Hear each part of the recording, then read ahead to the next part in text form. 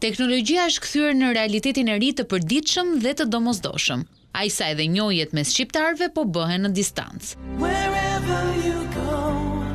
Emigrant që kërkojnë njohje të sinqerta në mënyrë konfidenciale në internet.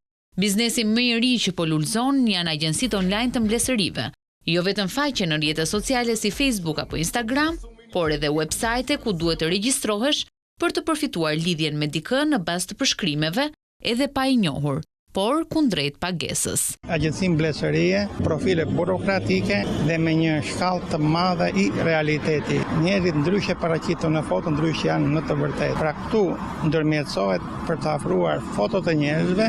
Nga 100 euro, 300 euro deri në pa limit në varësi të vijimësisë së marrëdhënies që nis online. Në vëzhgimin e kryer nga Top Channel, këto janë shifrat që publikojnë zyrat e shkësive virtual. Ky është më shumë një lloj biznesi që ofron bashkëjetesa të përkohshme, jo martesa të qëndrueshme. Përgjithsisht, shumica e lidhjeve të tilla përfundojnë në divorc.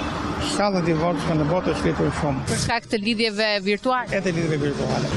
Vajzat e djem nuk njihen në marrëdhënie pune ose në marrëdhënie shkollimi. Sociologu Zydi Dervishi krahason ndërmjetësimet e mëparshme ku pesha e njohjes binte mbi blesin, i cili kishte përgjegjësi familjare, ndryshe nga sot ku interesi për të lidhur njerëzit është kthyer në sipërmarrje.